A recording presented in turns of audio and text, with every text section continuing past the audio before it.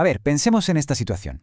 Una comunidad que es un modelo a seguir, de verdad admirada por todo el mundo, y de repente, ¡boom!, implosiona. Y no, esto no es el argumento de la última serie de moda, sino una crisis muy real que ocurrió hace casi 2000 años. Y justo en el centro de todo tenemos una especie de intervención de emergencia para intentar salvar a esa comunidad que se estaba desgarrando por dentro. Hoy nos metemos de lleno en la primera carta de Clemente. Bueno, para entender bien todo este drama, primero tenemos que ponernos en situación.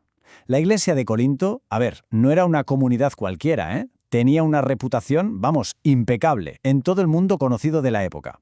Se les conocía por su fe, por su hospitalidad, por su conocimiento. Eran, en pocas palabras, el ejemplo que todo el mundo quería seguir. Y es justo aquí donde la historia da un giro de 180 grados. El contraste es brutal. Por un lado vemos la comunidad ideal, piadosa, hospitalaria, humilde.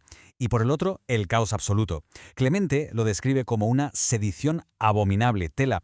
Los jóvenes se han levantado contra los ancianos, han echado a los líderes de toda la vida. La paz y la justicia, según él, simplemente han huido. O sea, es el clásico choque generacional, ¿no? La nueva guardia contra la vieja, pero llevado a un extremo que amenaza con llevárselo todo por delante.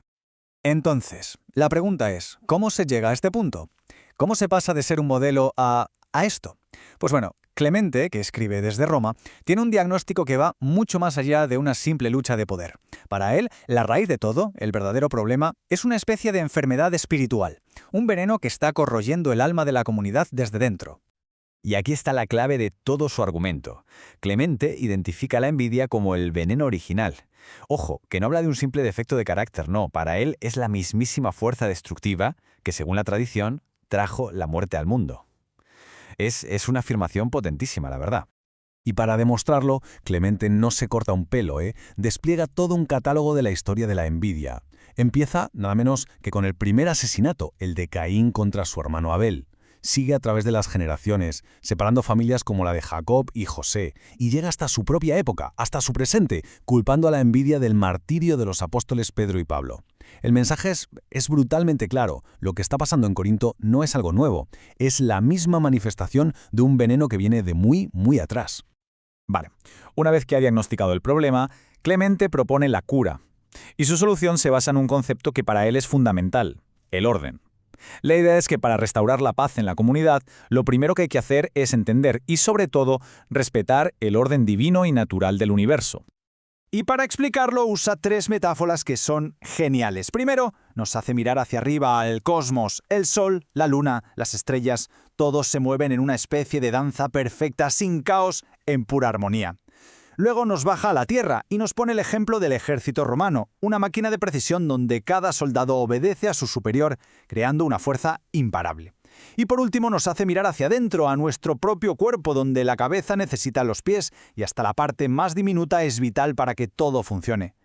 La lección es la misma en los 3 casos. La armonía solo puede nacer del orden.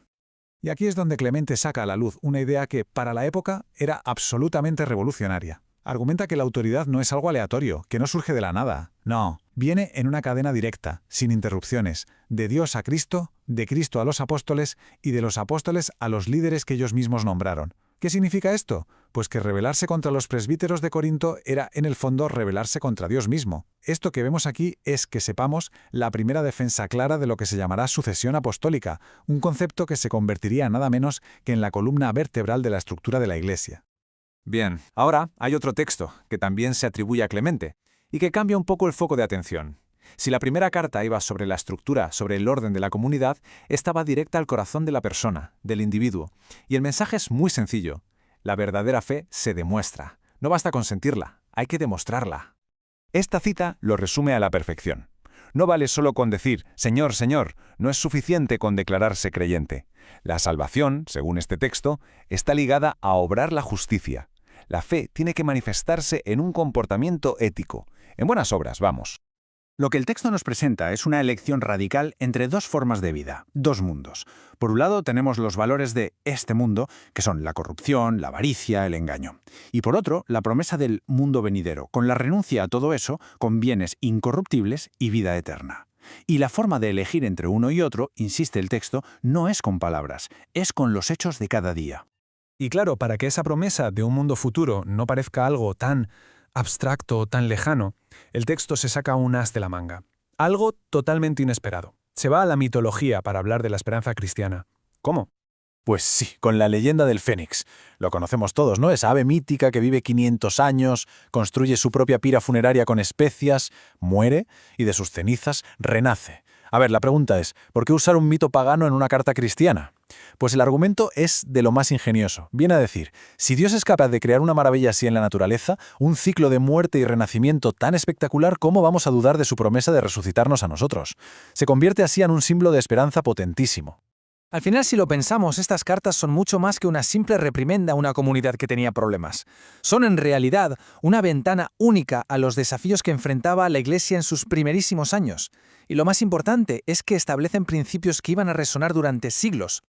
Entonces, resumiendo, los puntos claves son estos. Primero, nos dan una visión de primera mano, muy real, de una comunidad primitiva lidiando con problemas muy humanos. Segundo, presentan la que es probablemente la primera gran solución a una crisis de liderazgo, la sucesión apostólica, que definiría la estructura de la Iglesia. Tercero, nos ofrecen un modelo atemporal para equilibrar la ambición individual con la armonía del grupo. Y por último, y quizá lo más importante, es ese llamamiento urgente a que la fe se demuestre con acciones, y no solo con palabras. Y todo esto nos deja con una pregunta final, una pregunta que es tan relevante hoy como lo fue en la Corinto del siglo I, porque el conflicto entre los jóvenes y los ancianos no era solo una lucha de poder, en el fondo era un choque entre la energía del cambio y el peso de la tradición. Y la gran pregunta, la que sigue sobre la mesa es, ¿cómo equilibramos esas dos fuerzas sin que la comunidad se rompa por el camino? Ese sigue siendo, sin duda, uno de los mayores desafíos para cualquier grupo, empresa o sociedad hoy en día.